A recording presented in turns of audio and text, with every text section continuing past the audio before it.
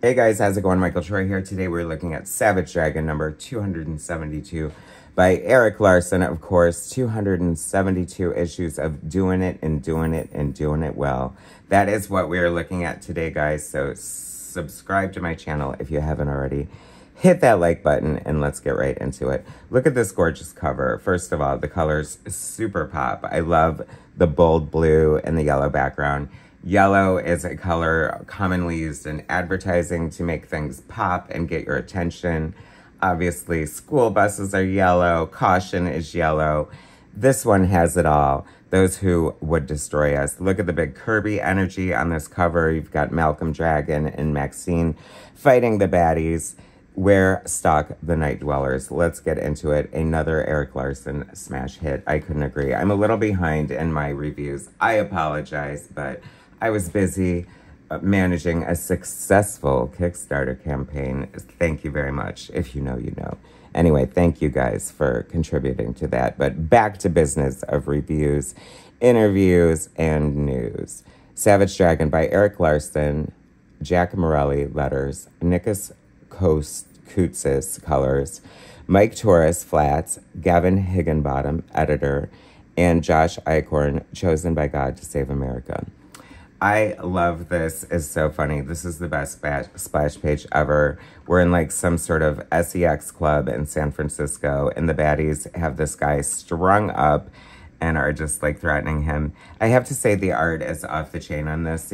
Eric is experimenting all over the place with his inking, and it shows tremendous like artistry and like inking chops, and I love it. Of course, we always have a gorgeous double page spread in Savage Dragon. I would be very, very disappointed if we did not. Very interesting. Okay, so since we're on this page, I, like, as an artist myself, I've been trying to figure out this, like, I've heard it called lattice, I've heard it called basket weaving, I've heard it called alcala. What is this inking pattern where you use, like, lines that are sort of, like, parallel, but then you make them, like, opposite each other? I don't know. If any inkers, artists, graphic designers who knows if that specific pattern has a name, please put me out of my misery. I've been trying to find this answer for years. Maybe there is no answer. I don't know. I've asked a bunch of artist friends. Nobody has a great answer. I love this. The action is off the chain. It's like so good. It's very explosive. You know, I just did a review of Deadpool Team Up, and Rob Liefeld did a series of 2-page spreads to try to emulate Kirby. I don't know, say what you will about that, but this is definitely a bombastic homage to Kirby's double page spreads. Every single issue of Savage Dragon. I love this fighting style. The choreography, of course, Eric Larson does great fight choreography. Very fun and inventive. So many things. You know, Malcolm seems so good at like fighting and just like so agile, and like, you know, I always think it's funny, like they sort of explain it away, like in the X-Men, it's like, you know, Kitty can walk through walls, but like she was trained to be a ninja, and they all go through like combat training and stuff. So I think it's fun and interesting, and I sort of missed the transition, you know, after piecing out on comics for a long time and not really following Dragon.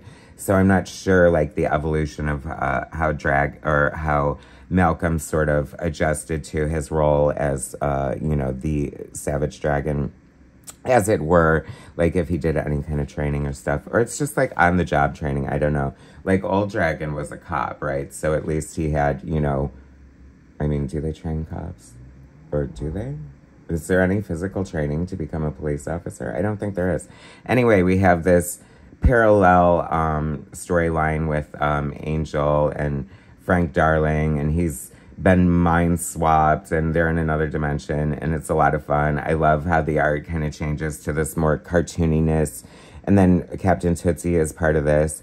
I think it's very interesting to see Captain Tootsie because our Larson definitely keeps like within the traditional Captain Tootsie style, who kind of reminds me of like CC Beck, Shazam, really. And it's kind of interesting to see like the hybrid of Larson's style trying to emulate that in a way. I think it's so much fun. The art really is. I say this every single review, and I will say it every single review until it no longer rings true. But Savage Dragon is the most gorgeously colored comic book. We can definitely sing the praises of Nikos Koutsis. I love his coloring. It is so beautiful and bright and bold. And, you know, I was thinking of that because it's like, you know, we get these like very adult moments, like some nudity and stuff, mainly due to the sex positive, nude positive wife of Dragon.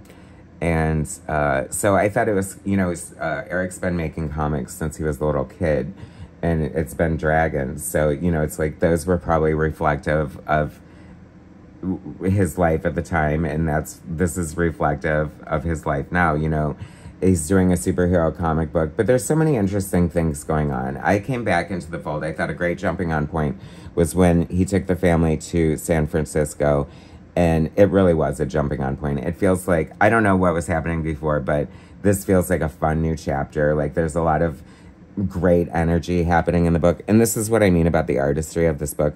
Like the inking is just fun. I feel like he's just using a bunch of, like just pulling from his like cachet of, you know, techniques and just pulling out different hatching and stippling effects that look really, really gorgeous. I love that. I love just playing with your style and doing different things. 272 issues into it.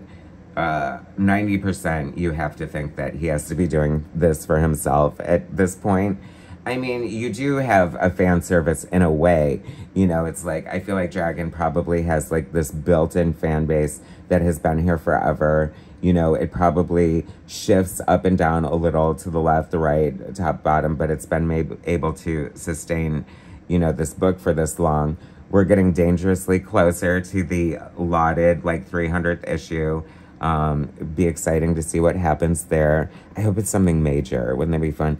You know, it's funny because this sort of brings up, you know, Dragon's very much like a traditional superhero comic in a lot of ways, but then it has like over-the-top action and like some like naughty moments, and I don't know, it's just fun, you know what I mean? Like I said, I feel like Erik Larson is entertaining himself and by proxy entertaining us at the same time, because I feel like you never know what you're gonna get, and that's like half the fun. So anyway, like she's a normal person, his wife, and he's fighting these baddies, and he's, you know, having to protect her, and she's literally just hanging on to him, very vulnerable. And I love that he throws her up to the rooftop to get her out of harm's way. That is so funny. And I also have to point out, I was very happy to see this. BWS, Black with Stars, when an artist draws like stars in the skies, very distinct from Erik Larson, very recognizable, very unique, very mindful, very demure. No, I'm just kidding. Could you imagine? Anyway, fun villains, Kirby energy, action for days. This is just like nonstop action, so much fun. Love the introduction of this character. What is his name? Manly Warbride. I don't even know what that is supposed to mean, what that is referencing, what kind of joke that is, but just saying it out loud is hysterical for I like hilarious. And then his look is amazing on top of that. It's sort of like Mr. Sinister if he like, I don't know, lost his hair and moved to the Castro. Love the spats. Amazing. What a great character. Cannot wait to see the next issue. So much fun. This page blew me away. I love this. Here comes the cavalry. And this is another thing that makes this book unique and fun and interesting. It's very much a superhero family book at this point. He's got his kids who have powers. You know, they're little dragons. This one has electric powers that run in the family thanks to Rapture. And I think, right? Yeah. And this, like, I don't know why this really stood out to me. I love Paul Dragon. He kind of reminds me of, like it's having, like, Jay Garrick Flash around, you know what I mean, to help fight. Because he's always in the fight and always definitely a power player holding his own. with this metal arm that is beautifully colored. I mean, I don't, like, of all the whole page, like, it just really stands out. It's just, like, really gorgeous. I know that's weird, but I don't care. I'm weird. Anyway, it's fun, fun, fun. Action, action, action. I should say fin, fin, fin. And there you go. It's kind of funny because I don't know how, like, Eric just shared some, like, really dope layouts online, and he shares a lot of, like, art and stuff. So if you follow him on socials, like, it's always fun and entertaining, sort of supplement to reading the actual book. You know, it kind of just ends here. I thought that was kind of weird, but whatever. And then, of course, the longest running, probably best letters page ever. A few pinups, fan art. I love that he's including, like, shorts and mini stories and pinups. I had a pinup of Anne that I'm very proud of. I need to get in this dragon action. I don't know what to do, though.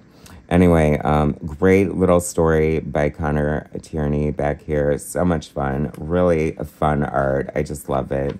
Love this fake cover for Amy Dragon. She definitely deserves her own, like, one shot for sure. This is a fun strip. Fake mock cover. I don't know. Just a lot of fun. A lot of fun, fun, fun. Savage Dragon. Definitely, like, tried and true, dependable. Just so glad to see it going, especially by the main creator doing all the heavy lifting, and it is still amazing after 272 issues.